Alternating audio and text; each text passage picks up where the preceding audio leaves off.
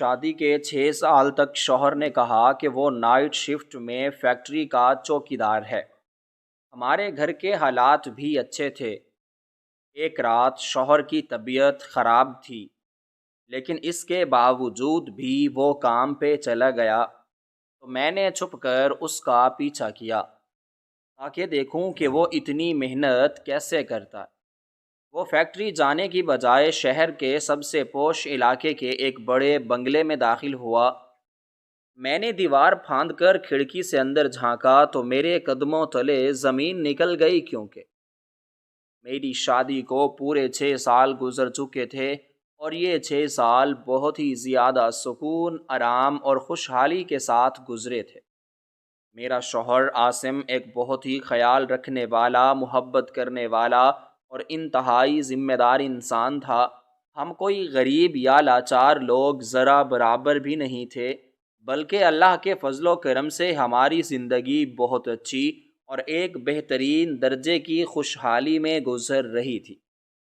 ہمارا گھر بہت خوبصورت اور پکا بنا ہوا تھا، جس کی دیواروں پر بہت ہی دلکش رنگ کیا گیا تھا، اور اس میں ہر طرح کی سہولت اور ہر کام کا آرام موجود تھا۔ ہمارے کمروں میں اچھے اور نرم بستر بچھے ہوئے تھے، فرش پر خوبصورت اور قیمتی قالین موجود تھے، اور کھڑکیوں پر موٹے اور دیدہ دبیز پردے لٹک رہے تھے۔ ہمارے باورچی خانے میں ہر وقت اچھا اور لذیذ کھانا پکتا تھا، اور ہمیں کبھی کسی چیز کی کوئی کمی یا تنگی محسوس نہیں ہوئی تھی۔ عاصم نے مجھے شادی کے پہلے دن ہی پوری ایمانداری کے ساتھ یہ بتایا تھا کہ وہ شہر کی آبادی سے ذرا دور ایک بہت بڑے کارخانے میں رات کے وقت چوکیداروں کا سب سے بڑا نگران ہے، یعنی وہ تمام پہرے داروں کا افسر ہے۔ اس کی ذمہ داری بہت بڑی ہے، اور اسی وجہ سے کارخانے کا مالک اسے بہت اچھی اور بھاری تنخواہ دیتا ہے، جس سے ہمارا یہ گھر اتنا اچھا اور خوشحال چل رہا ہے۔ مجھے اپنے شوہر کی اس محنت اور اس کی اس نوکری پر بہت فخر تھا، کیونکہ وہ رات بھر جاگ کر ہمارے لیے اتنی اچھی کمائی لاتا تھا، جس سے میں ایک پرسکون اور عزت والی زندگی گزار رہی تھی۔ میرے پاس اچھے اور قیمتی کپڑے تھے، پہننے کے لیے سونے کا زیور تھا، اور گھر میں ہر وہ چیز موجود تھی جو ایک اچھی زندگی گزارنے کے لیے ضروری ہوتی ہے۔ عاصم مجھے کبھی کسی چیز کی کمی محسوس نہیں ہونے دیتا تھا۔ جب بھی وہ بازار جاتا تو میرے لیے تازہ پھل، مٹھائیاں اور طرح طرح کی خوبصورت چیزیں لے کر گھر لوٹتا تھا۔ اس کا ماننا تھا کہ بیوی کو گھر میں ایک ملکہ کی طرح رکھنا چاہیے، اور اس نے واقعی میں مجھے ایک ملکہ کی طرح ہی رکھا ہوا تھا۔ عاصم کا اخلاق پورے محلے میں مشہور تھا۔ وہ نہ صرف میرا خیال رکھتا تھا، بلکہ پڑوسیوں کے دکھ درد میں بھی ہمیشہ آگے رہتا تھا۔ ایک بار ہمارے پڑوس میں ایک غریب بیوہ عورت کا بچہ بیمار ہو گیا، تو عاصم نے اپنی حلال کمائی میں سے اس کی دوائی لا کر دی، اور ساری رات اس بچے کے سرہانے بیٹھا رہا۔ اس کا دل اتنا نرم تھا کہ کسی کو تکلیف میں دیکھ کر اس کی اپنی آنکھوں میں آنسو آ جاتے تھے۔ وہ ہمیشہ مجھے یہی سمجھاتا تھا کہ حلال کی کمائی میں جو سکون اور برکت ہے، وہ کسی اور چیز میں ذرا برابر بھی نہیں مل سکتی۔ اس کی ان میٹھی اور سچی باتوں نے میرے دل میں اس کی عزت کو آسمان تک پہنچا دیا تھا۔ مجھے اس پر اتنا اندھا اور پکا بھروسہ تھا کہ اگر کوئی دوسرا انسان مجھے اس کے خلاف کوئی بات کہتا تو میں اس کی زبان کھینچ لیتی۔ عاصم میرے لیے ایک سچے اور پاکیزہ فرشتے کی طرح تھا، جس کے دامن پر کوئی داغ ذرا برابر بھی موجود نہیں تھا۔ وہ گھر کے کاموں میں بھی میری مدد کرتا تھا، اور کبھی تھکاوٹ کا طعنہ نہیں دیتا تھا۔ عاصم کا روزانہ کا معمول بہت ہی سیدھا اور پکا تھا۔ وہ ساری رات پہرا دینے کے بعد دن کے وقت اپنی نیند پوری کرتا تھا، اور میں اس بات کا خاص خیال رکھتی تھی کہ گھر میں مکمل خاموشی رہے، تاکہ اس کی نیند ذرا برابر بھی خراب نہ ہو۔ وہ وہ شام کے وقت اپنی نیند پوری کر کے اٹھتا تھا۔ میں اس کے لیے بہت پیار سے چائے اور شام کا لذیذ کھانا تیار کرتی تھی۔ ہم دونوں مل کر دسترخوان پر بیٹھتے اور ہنسی خوشی کھانا کھاتے تھے۔ وہ کھانا کھانے کے بعد اپنے کام پر جانے کے لیے تیار ہوتا تھا۔ وہ کوئی پرانے یا پھٹے ہوئے کپڑے نہیں پہنتا تھا، بلکہ اس کے پاس نگرانوں والی ایک بہت ہی صاف ستھری اور اچھی وردی تھی، جسے میں روزانہ اپنے ہاتھوں سے استری کر کے رکھتی تھی۔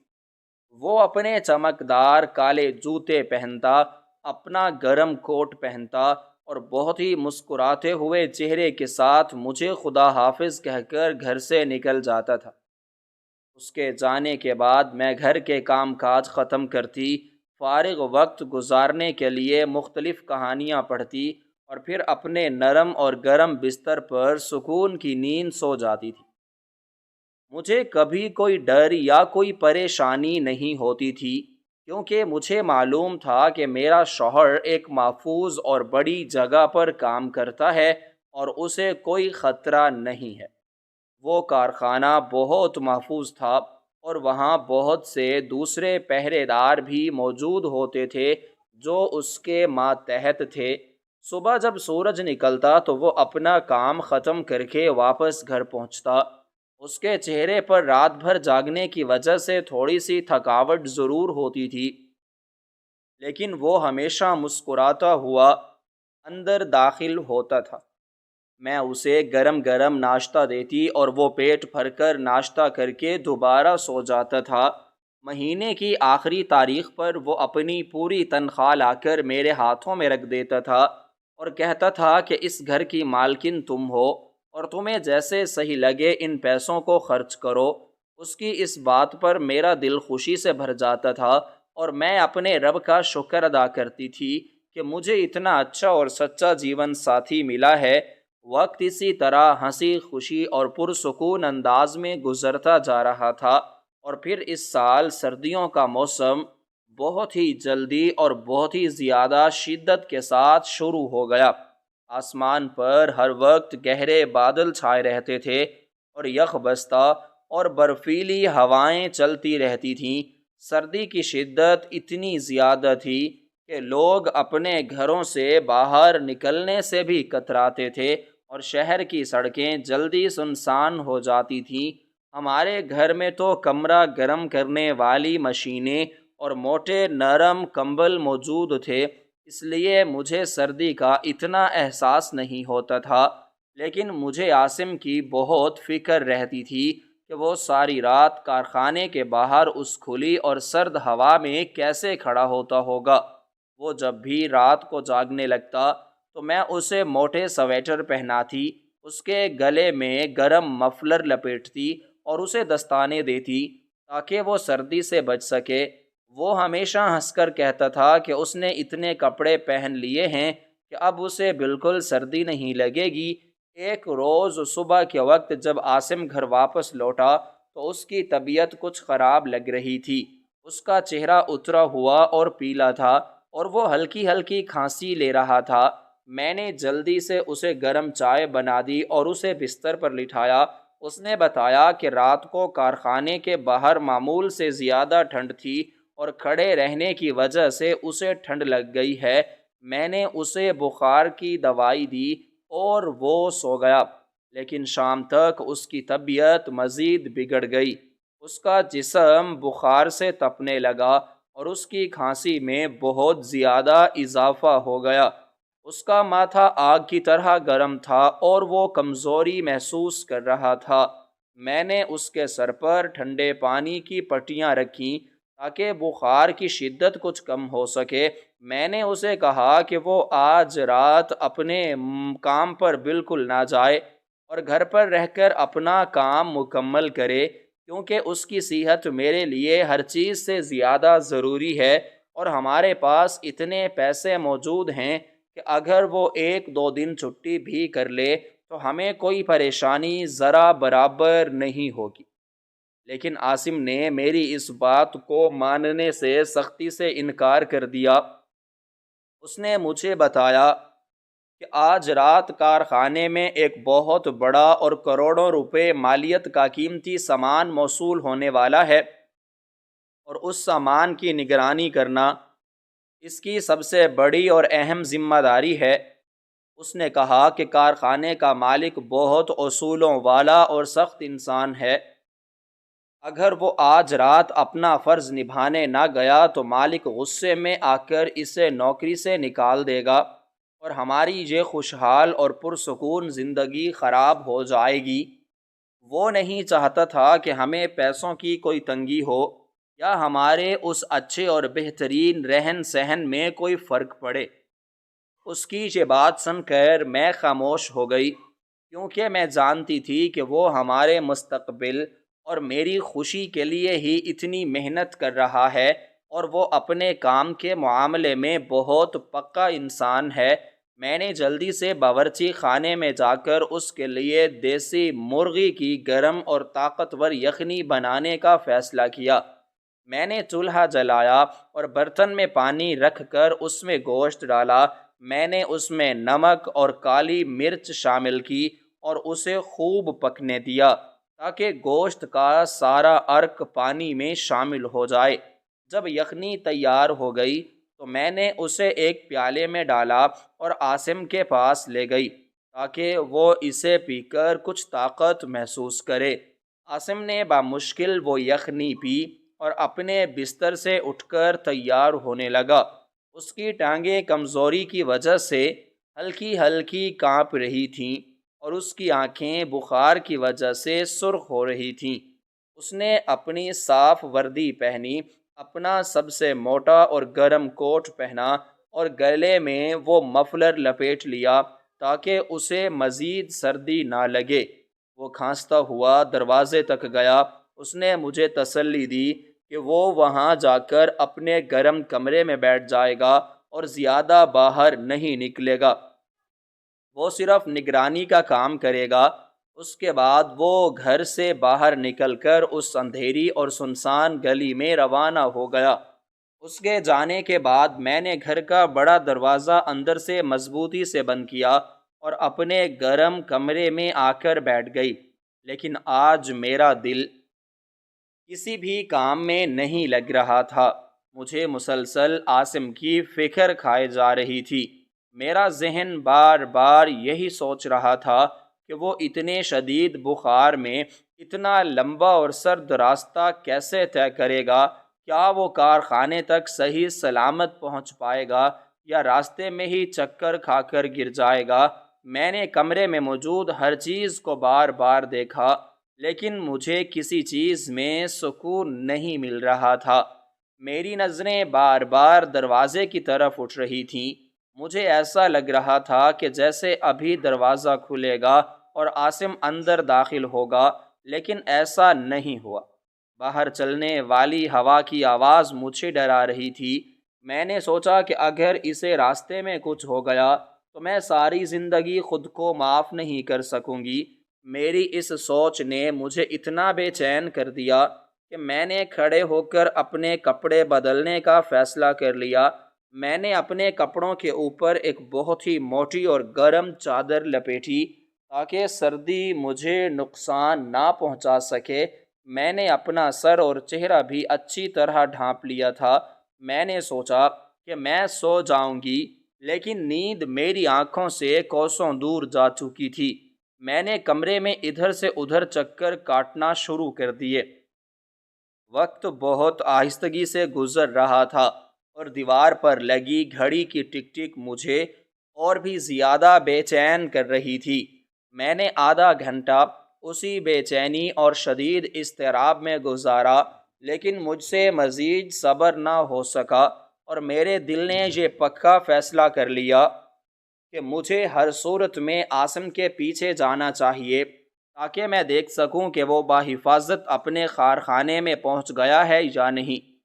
میں نے سوچا کہ میں اسے راستے میں ہی کوئی اور گرم دوائی یا چائے دے دوں گی تاکہ اسے کچھ سکون مل سکے اور اس کا بخار کم ہو سکے۔ میں نے جلدی سے باورچی خانے میں جا کر چولہے کی آنچ تیز کی اور اس پر پانی کا برتن رکھ دیا۔ جب پانی ابلنے لگا تو میں نے اس میں چائے کی پتی ڈالی، جس کی خوشبو پورے باورچی خانے میں پھیل گئی۔ میں نے اس میں چینی اور خالص دودھ شامل کیا اور چمچ سے اسے اچھی طرح ملایا۔ جب چائے مکمل طور پر تیار ہو گئی اور اس کا رنگ گہرا ہو گیا تو میں نے چولہا بند کر دیا اور اس گرم چائے کو شیشے کی ایک مضبوط بوتل میں ڈالا تاکہ وہ دیر تک گرم رہے۔ میں نے اپنا کالا برقع پہنا اور وہ چائے کی بوتل اپنے ہاتھ میں مضبوطی سے پکڑ کر گھر سے نکل پڑی۔ میں نے دروازے کو تالا لگایا اور رات کی اس خاموشی میں سڑک پر چل پڑی۔ باہر کا ماحول بہت ہی زیادہ خاموش اور سرد تھا۔ سڑکوں پر سواریاں بہت کم تھیں اور لوگ اپنے گھروں کے گرم بستروں میں دبکے ہوئے تھے۔ تیز اور ٹھنڈی ہوا میرے چہرے سے ٹکرا رہی تھی اور میرے وجود کو جما رہی تھی، لیکن مجھے اس سردی کی کوئی پرواہ ذرہ برابر بھی نہیں تھی۔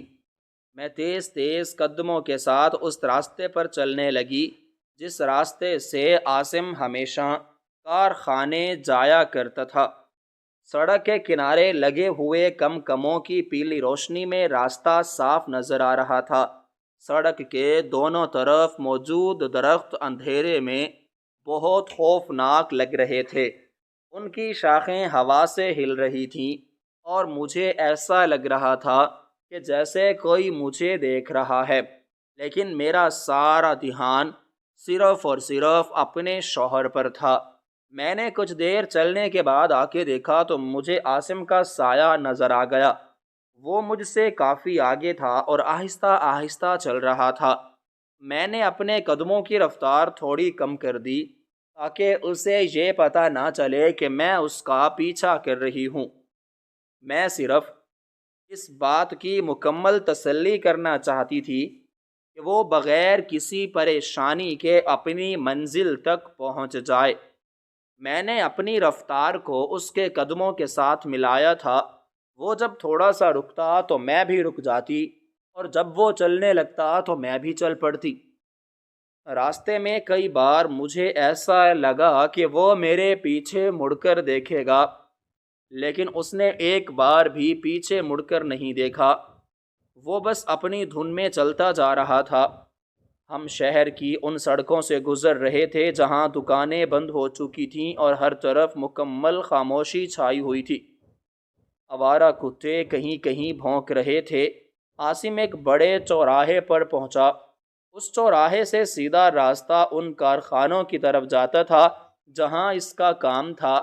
میں ایک بند دکان کے ستون کے پیچھے چھپ کر کھڑی ہو گئی اور انتظار کرنے لگی کہ وہ اب اس سیدھے راستے پر مڑے گا، لیکن اگلے ہی لمحے جو منظر میں نے دیکھا اس نے مجھے مکمل طور پر حیران اور پریشان کر دیا۔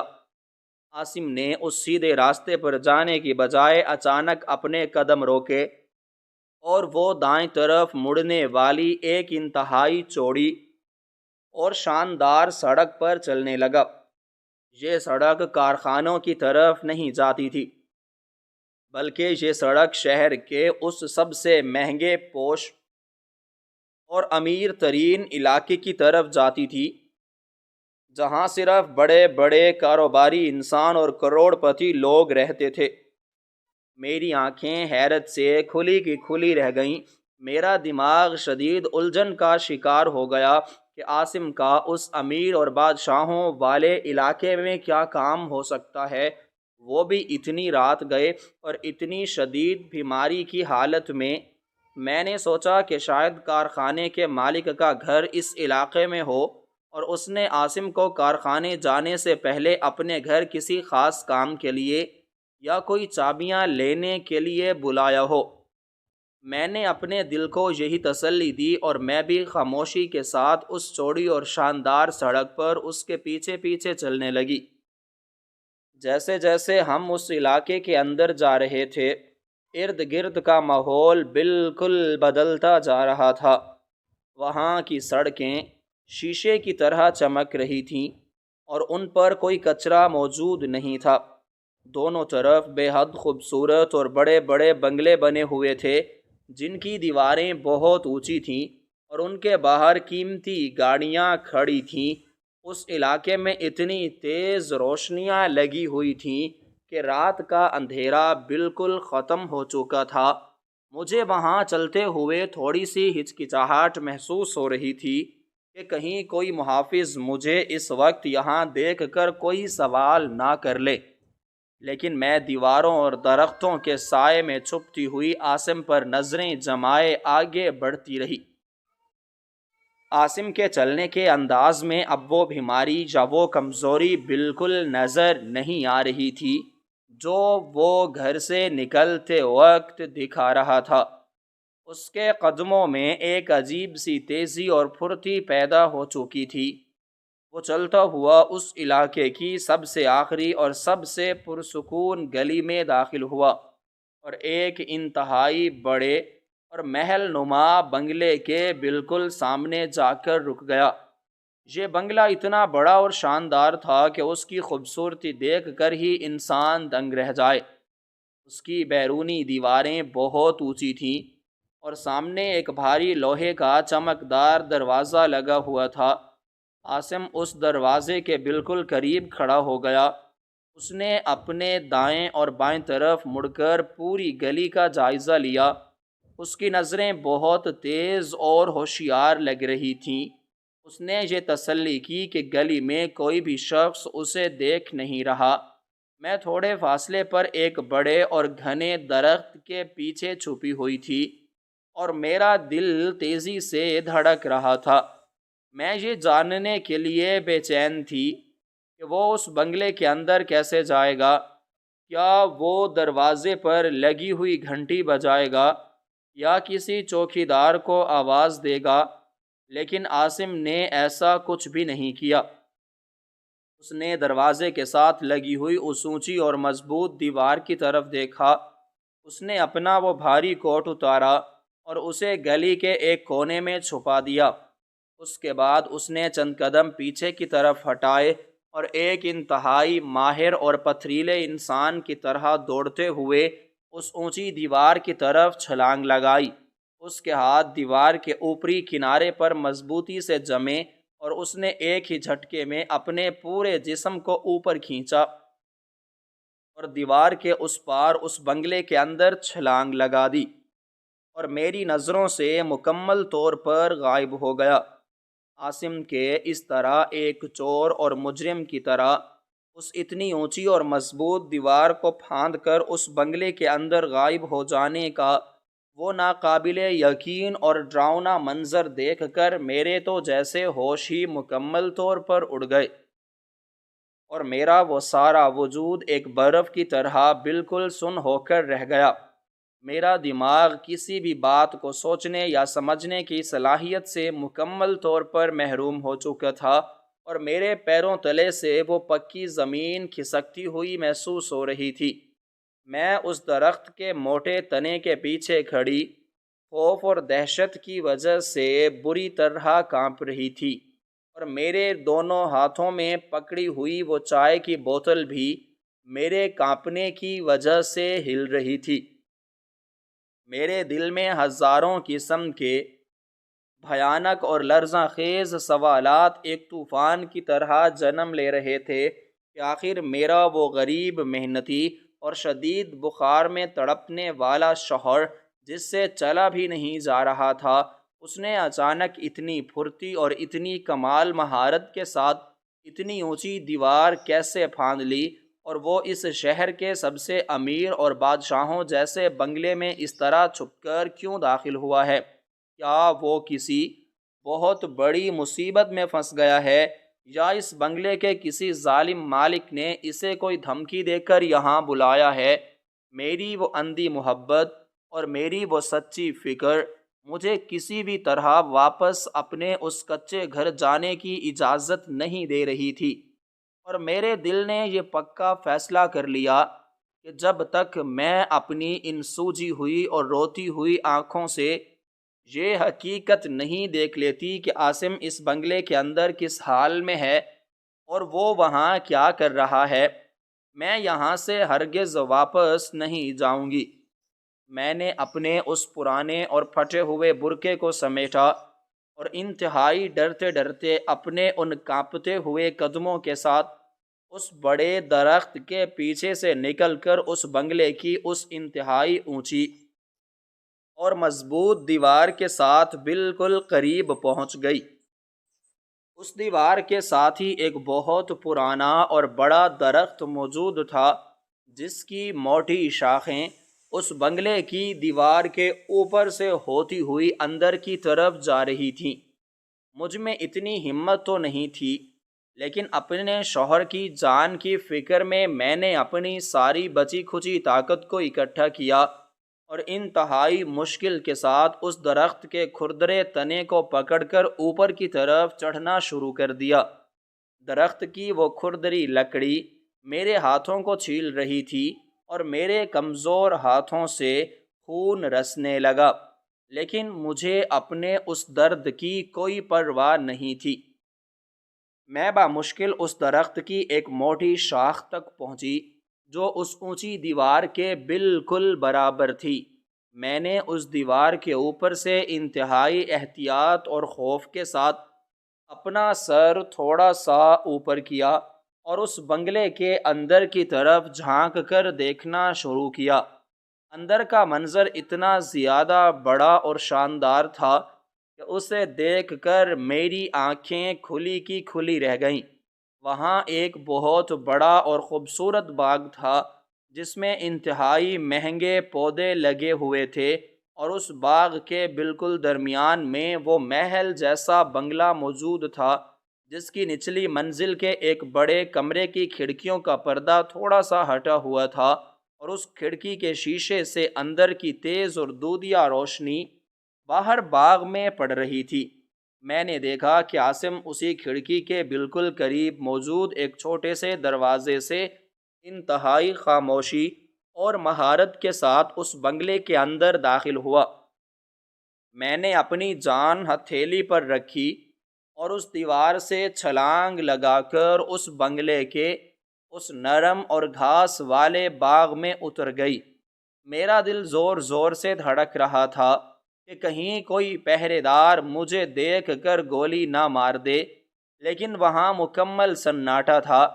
میں دیواروں اور درختوں کے سائے کے ساتھ ساتھ چھپتی ہوئی اور رینگتی ہوئی اس بڑی اور روشن کھڑکی کے بالکل قریب پہنچ گئی، جس کا پردہ تھوڑا سا ہٹا ہوا تھا۔ میں نے اپنے کانپتے ہوئے ہاتھوں سے اس ٹھنڈی دیوار کو پکڑا اور اپنا چہرہ اس کھڑکی کے شیشے کے بالکل قریب کر کے اندر کا وہ سارا منظر دیکھنے لگی، لیکن جیسے ہی میری نظروں نے اس کمرے کے اندر کا وہ سارا ماحول اور وہ سب کچھ دیکھا تو میرے سینے کے اندر موجود وہ دھڑکتا ہوا دل جیسے ہمیشہ کے لیے رک گیا، اور میری وہ ساری اندھی محبت، میرا وہ سارا سچا یقین اور میری وہ 6 سال کی غریبی ایک ہی لمحے میں مکمل طور پر تباہ اور برباد ہو کر خاک میں مل گئی۔ اندر کا منظر اتنا ہولناک، بھیانک اور قیامت خیز تھا کہ اسے دیکھ کر میری روح میرے جسم سے پرواز کر گئی۔ وہ کوئی عام کمرہ نہیں تھا، بلکہ وہ ایک انتہائی بڑا عالیشان اور مہنگے ترین سامان سے سجا ہوا ڈرائنگ روم تھا، جس کے اندر چاروں طرف انتہائی قیمتی اور نایاب چیزیں بکھری ہوئی تھیں، اور اس کمرے کے بالکل درمیان میں ایک بہت بڑی اور چمکدار میز رکھی ہوئی تھی۔ اس میز کے ارد گرد 3 انتہائی خطرناک، خونخوار اور ڈراؤنی شکل والے اجنبی آدمی کھڑے تھے، جن کے چہروں پر ظالمانہ اور مجرمانہ نشانات موجود تھے، اور ان سب کے درمیان میں میرا وہ شوہر عاصم بالکل سیدھا اور مضبوط کھڑا تھا، جس کے چہرے پر اب نہ تو کوئی جان لیوا بخار تھا، نہ کوئی بیماری تھی، اور نہ ہی کوئی کھانسی کا نام و نشان موجود تھا۔ وہ جس بیماری اور جس مجبوری کا ڈرامہ میرے سامنے کر کے گھر سے نکلا تھا، وہ سارا بخار اور وہ ساری تھکاوٹ ایک ہی سیکنڈ میں مکمل طور پر غائب ہو چکی تھی۔ اس کا وہ کمزور اور سسکتا ہوا چہرہ اب ایک انتہائی شاطر، ہوشیار اور رعبدار مجرم کے چہرے میں بدل چکا تھا۔ عاصم نے اپنی وردی اتار کر اس مہنگے صوفے پر پھینک دی اور اس کے ان مضبوط ہاتھوں میں اب کوئی پرانی لکڑی کی لاٹھی نہیں تھی، بلکہ اس کے ہاتھ میں ایک انتہائی خطرناک اور چمکتا ہوا ہتھیار موجود تھا، جسے دیکھ کر میری جان نکل گئی۔ میں نے کھڑکی کے شیشے سے دیکھا کہ ان خطرناک آدمیوں نے دو انتہائی بڑے اور بھاری کالے رنگ کے تھیلے اس میز کے اوپر رکھے، اور جب انہوں نے ان تھیلوں کو کھولا تو ان کے اندر سے بے شمار سونے کے چمکدار زیورات، ہیروں کے مہنگے ہار اور پیسوں کی بڑی بڑی گڈیاں نکل کر اس میز پر بکھر گئیں۔ وہ سارا سونا اور وہ ساری دولت اس قدر زیادہ تھی کہ میں نے اپنی پوری زندگی میں اتنی دولت کبھی خواب میں بھی نہیں دیکھی تھی۔ عاصم انتہائی رعبدار اور حاکمانہ انداز میں اس میز کے بالکل سامنے کھڑا تھا، اور وہ ان خطرناک آدمیوں کو اشاروں سے ہدایات دے رہا تھا، اور اس لوٹے ہوئے مال کو اور اس ہولناک چوری کی دولت کو ان سب کے درمیان برابر حصوں میں بانٹ رہا تھا۔ وہ سارے خطرناک مجرم عاصم کو اپنا سب سے بڑا افسر اور اپنا سردار مان رہے تھے، اور اس کی ہر بات پر ادب سے سر ہلا رہے تھے۔ میرا دماغ اس ہولناک سچائی کو ماننے سے مکمل طور پر انکاری تھا۔ میں دیوار کے ساتھ لگ کر اس ٹھنڈی زمین پر بیٹھ گئی، اور میرے آنسو اس طرح بہہ رہے تھے جیسے کوئی دریا بہہ نکلا ہو۔ میں سوچ رہی تھی کہ وہ عاصم جو کسی غریب کا درد دیکھ کر رو پڑتا تھا، وہ دراصل لوگوں کے گلے کاٹنے والا اور ان کی زندگی بھر کی کمائی لوٹنے والا ایک بے رحم ڈاکو تھا۔ میری وہ ساری دعائیں جو میں نے اس کی حفاظت کے لیے مانگی تھیں، وہ سب مجھے اب ایک بھیانک مذاق لگ رہی تھیں۔ اس نے میری پاکیزہ اور سچی محبت کو اپنے کالے گناہوں کی چادر بنا لیا تھا۔ میں نے اس رات جو اذیت اور جو درد سہا، وہ الفاظ میں ذرا برابر بھی بیان نہیں کیا جا سکتا۔ جب میں بھاگ کر گھر پہنچی تو میرے پاؤں سے بہنے والا خون میرے اس دکھ کے سامنے بالکل معمولی لگ رہا تھا جو میرے دل سے رس رہا تھا۔ اس نے مجھے حرام کے لقمے کھلا کر میری روح کو داغدار کر دیا تھا، اور میری ساری سچائی کو ایک گندے نالے میں پھینک دیا تھا۔ مجھے اپنے آپ سے اور اپنی اس اندھی محبت سے شدید نفرت محسوس ہونے لگی تھی۔ اس بھیانک اور ناقابل یقین سچائی کو اپنی آنکھوں سے دیکھتے ہی میرے دماغ کے پرخچے اڑ گئے، اور میری آنکھوں کے سامنے چھا جانے والا وہ اندھیرا اس قدر گہرا ہو گیا کہ مجھے لگا کہ میں ابھی اسی جگہ کھڑی کھڑی مر جاؤں گی۔ میری وہ ساری 6 سال کی زندگی، میری وہ ساری راتوں کی دعائیں اور میرا وہ سارا سچا یقین ایک بھیانک اور کالی حقیقت کے نیچے مکمل طور پر کچل کر رہ گیا۔ مجھے ایک ہی لمحے میں یہ ساری ہولناک اور قیامت خیز سچائی سمجھ آ گئی کہ عاصم کوئی غریب، کوئی سیدھا سادہ یا کوئی محنتی کارخانے کا چوکیدار ہرگز نہیں تھا، بلکہ وہ اس شہر کا سب سے بڑا، سب سے زیادہ خطرناک اور سب سے زیادہ بدنام چور اور مجرم تھا، جو رات کے اس کھلے اندھیرے میں اپنے اس خطرناک گروہ کے ساتھ مل کر شہر کے ان سب سے بڑے اور پوش علاقوں کے بنگلوں میں ڈکیتیاں کرتا تھا اور معصوم لوگوں کی زندگی بھر کی کمائی لوٹتا تھا۔ اس نے مجھ سے شادی سے پہلے دن سے لے کر آج تک جو بھی باتیں کہی تھیں، وہ سب کا سب ایک انتہائی سفید کالا اور بھیانک جھوٹ تھا۔ اس نے وہ نوکری کا جھوٹا ڈرامہ اور وہ سادگی کا لبادہ صرف اور صرف اس لیے اوڑھا ہوا تھا تاکہ وہ اپنی اس خطرناک اور مجرمانہ زندگی کو مجھ سے چھپا سکے، اور رات بھر گھر سے باہر رہنے کا ایک سچا اور پکا جواز بنا سکے۔ وہ میرے سامنے وہ سیدھے سادے کپڑے اس لیے پہنتا تھا تاکہ مجھے اس پر ذرا برابر بھی کوئی شک نہ ہو سکے اور میں اسے ایک مزدور اور شریف انسان سمجھتی رہوں۔ وہ ہر مہینے جو پیسے لا کر میری ہتھیلی پر رکھتا تھا اور جن پیسوں پر میں شکر ادا کر کے دال روٹی بناتی تھی، وہ پیسے کسی محنت یا کسی خون پسینے کی حلال کمائی کے نہیں تھے، بلکہ وہ لوگوں کا لوٹا ہوا حرام کا اور خون آلود پیسہ تھا، جس نے میری ساری پاکیزگی اور میری ساری عبادتوں کو گندا کر دیا تھا۔ مجھے یاد پڑنے لگا کہ وہ کس طرح ہر رات بیمار ہونے کا جھوٹا اور مکارانہ ڈرامہ کرتا تھا تاکہ میں اس پر ترس کھاؤں اور اسے دعائیں دے کر گھر سے رخصت کروں۔ وہ میری ان سچی دعاؤں اور میری اس اندھی محبت کا کتنا بھیانک اور ظالمانہ مذاق اڑاتا تھا جب وہ دروازے سے نکل کر ایک خطرناک مجرم اور ڈکیت بن جاتا تھا۔ میرا دل اس قدر زور سے درد کرنے لگا جیسے کسی نے میرے سینے میں کوئی خنجر اتار دیا ہو۔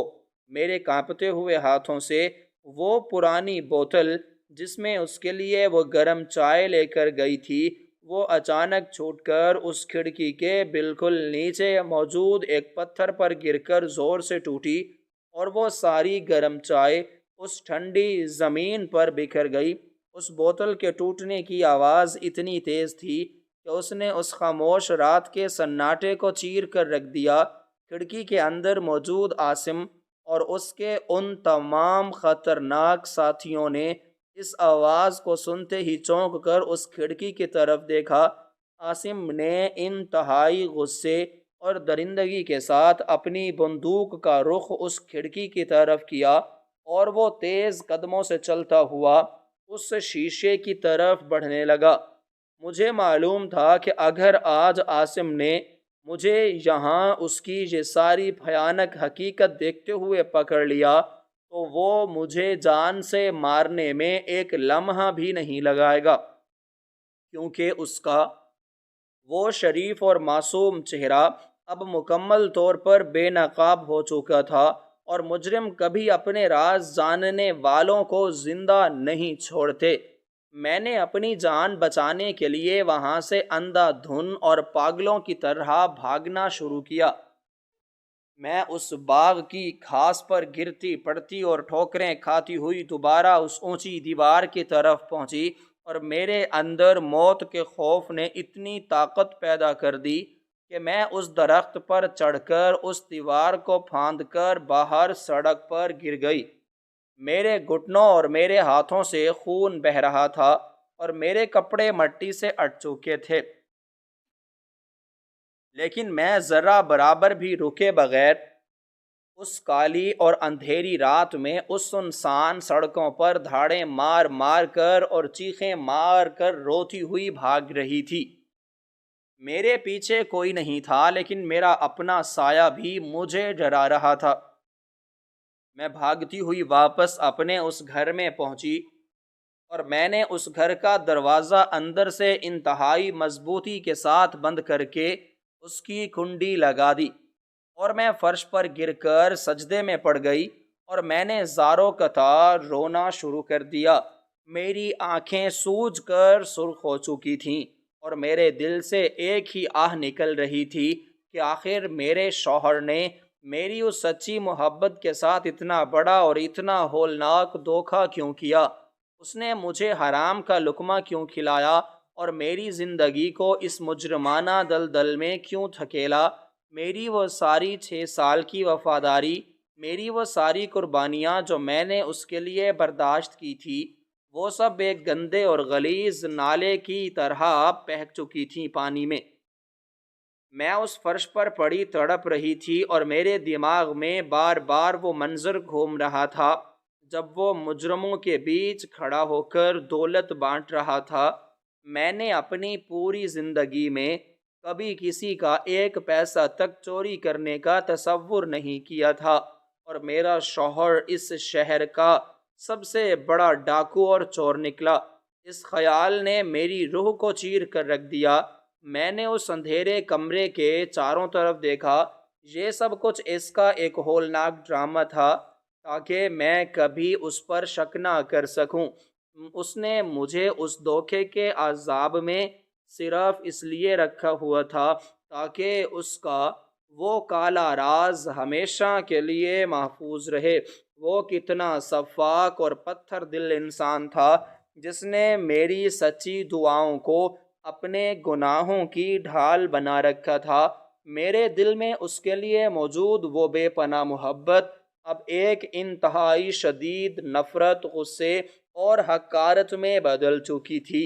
میں سوچ رہی تھی کہ جو لقمہ میں نے آج تک کھایا وہ حرام کا تھا، اور اس حرام کے لقمے نے میرے اندر کی ساری روشنی کو بجھا دیا تھا۔ میں روتے روتے اس مصلے پر گر گئی جس پر بیٹھ کر میں اس کی لمبی عمر کی دعائیں مانگتی تھی۔ آج وہ مصلی بھی مجھے طعنہ دے رہا تھا کہ میں نے ایک مجرم کے لیے آسمان کے رب سے رحمتیں مانگی تھیں۔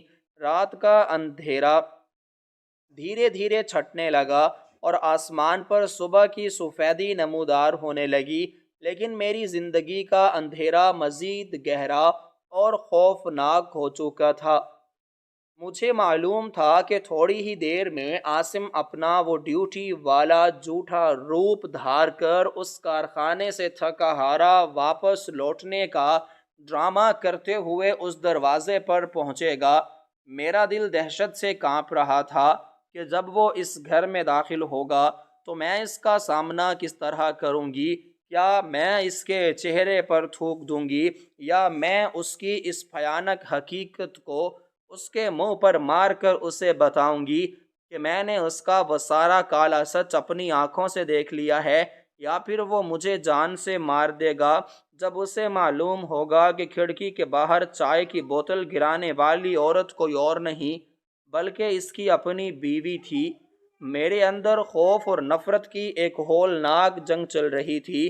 میں نے جلدی سے اپنے آنسو صاف کیے اور اپنے اس بستر پر بیٹھ کر دروازے کی طرف دیکھنے لگی۔ باہر گلی میں کتوں کے بھونکنے کی آوازیں بند ہو چکی تھیں اور صبح کی اذان کی پرسکون آواز آسمان میں گونجنے لگی تھی، لیکن میرے دل میں کوئی سکون باقی نہیں تھا۔ اچانک دروازے پر دستک ہوئی۔ وہ دستک بالکل ویسی ہی تھی جیسی پچھلے 6 سالوں سے ہر صبح ہوتی تھی، انتہائی ہلکی اور تھکی ہوئی دستک۔ اس آواز کو سنتے ہی میرے جسم کا سارا خون خشک ہو گیا۔ میں نے اپنے کانپتے ہوئے قدموں کے ساتھ اس دروازے کی کنڈی لکھولی اور پیچھے ہٹ گئی۔ دروازہ کھلا اور عاصم اپنے اس لباس میں اس کمرے کے اندر داخل ہوا۔ اس نے اپنا وہ کوٹ پہنا ہوا تھا جس پر دھول مٹی لگی ہوئی تھی، اور اس کے چہرے پر وہی تھکاوٹ، وہی لاچاری اور وہی جھوٹی معصومیت موجود تھی جو ہمیشہ ہوتی تھی۔ اس نے کھانستے ہوئے اور اپنے کمزور قدموں کو گھسیٹتے ہوئے میری طرف دیکھا اور انتہائی دھیمی آواز میں بولا کہ میری نیک بیوی، آج کی رات بہت سخت تھی۔ بخار کی وجہ سے میری جان نکل رہی تھی، لیکن میں نے ساری رات اس ظالم کارخانے کے دروازے پر پہرا دیا تاکہ ہماری نوکری بچ سکے۔ عاصم کی یہ مکارانہ اور جھوٹی بات سن کر میرے دل میں نفرت کا ایک ایسا جوالا مکھی پھٹا کہ میرا سارا وجود غصے سے جلنے لگا۔ میں نے اس کی آنکھوں میں آنکھیں ڈال کر دیکھا، وہ آنکھیں جو کچھ گھنٹے پہلے چمکدار سونے اور ہیروں کو دیکھ کر لالچ سے چمک رہی تھیں، اور اب میرے سامنے ہمدردی کی بھیک مانگ رہی تھیں۔ اس نے اپنی جیب سے کچھ نوٹ نکالے اور میری طرف بڑھاتے ہوئے کہا کہ یہ لو میری آج کی کمائی، اسے رکھ لو اور میرے لیے کچھ کھانے کو بنا دو، مجھ سے مزید کھڑا نہیں ہوا جا رہا۔ اس کے ہاتھ میں وہ پیسے دیکھ کر مجھے ایسا محسوس ہوا جیسے وہ پیسے نہیں بلکہ کسی معصوم انسان کا بہتا ہوا خون ہے۔ میں نے پیچھے ہٹ کر اس کے ہاتھ کو سختی سے جھٹک دیا۔ وہ پیسے اس فرش پر بکھر گئے۔ عاصم انتہائی حیرت اور سکتے کی حالت میں میری طرف دیکھنے لگا۔ اس کا چہرہ پریشانی سے پیلا پڑ گیا۔ اس نے ہکلاتے ہوئے پوچھا کہ یہ تم نے کیا کیا؟ تمہیں کیا ہو گیا ہے؟ تم رو کیوں رہی ہو؟ میں نے اپنے اندر کی ساری بھڑاس اور سارا غصہ اپنی زبان پر لاتے ہوئے انتہائی گرجدار اور چیختی ہوئی آواز میں کہا کہ ظالم اور مکار انسان، بس کر دو۔ اپنا یہ ایمانداری اور مزدوری کا ہولناک ڈرامہ اب مزید جھوٹ بولنے کی ضرورت نہیں ہے، کیونکہ تمہاری وہ ساری چوکیداری، تمہارا وہ سارا بخار اور تمہارا وہ سارا کارخانہ میں نے آج رات اپنی آنکھوں سے اس شہر کے سب سے امیر بنگلے میں دیکھ لیا ہے۔ تم مجھ سے نوکری کا جھوٹ بول کر اس بنگلے میں اپنے خطرناک ساتھیوں کے ساتھ مل کر ڈکیتیاں کرتے ہو اور لوٹا ہوا سونا بانٹتے ہو۔ تم کوئی مزدور نہیں، بلکہ تم اس شہر کے سب سے بڑے اور خون خوار مجرم ہو، جس نے مجھ جیسی عورت کو 6 سال تک حرام کا لقمہ کھلا کر میری روح کو گندا کر دیا۔ میری یہ باتیں سنتے ہی عاصم کے پیروں تلے سے زمین کھسک گئی۔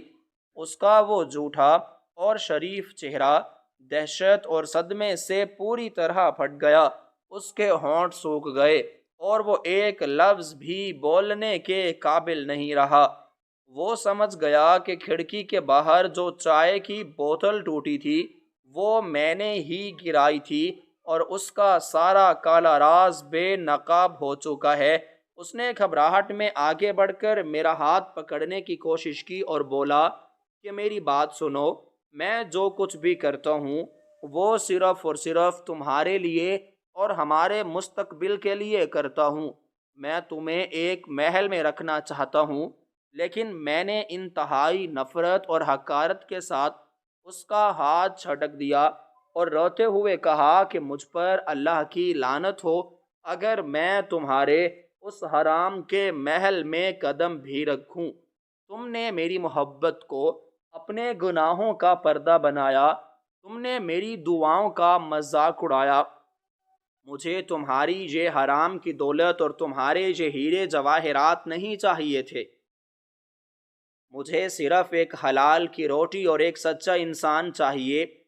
مجھے صرف ایک حلال کی سوکھی روٹی اور ایک سچا انسان چاہیے تھا، جو تم کبھی نہیں بن سکے۔ تم ایک مجرم ہو اور میرا تمہارے ساتھ کوئی رشتہ باقی نہیں رہا۔ میں نے اسی وقت اپنا وہ کالا برقع اٹھایا اور اس کمرے کے دروازے سے باہر کی طرف قدم بڑھا دیے۔ عاصم روتا ہوا میرے قدموں میں گر گیا اور اس نے مجھے روکنے کی بے تحاشا کوشش کی، لیکن میں نے اسے سختی سے پیچھے دھکیل دیا اور ہمیشہ ہمیشہ کے لیے اس حرام کی زندگی، اس جھوٹے انسان اور اس ہولناک دھوکے کو پیچھے چھوڑ کر اس صبح کی روشنی میں نکل پڑی، جہاں میرے پاس دولت تو نہیں تھی، لیکن میرا ضمیر، میری روح اور میری سچائی بالکل پاک اور صاف تھی، اور میں اس بات پر پرسکون تھی کہ میں نے ایک ظالم اور مجرم کے ساتھ زندگی کو گزارنے کی بجائے سچائی کا راستہ چنا۔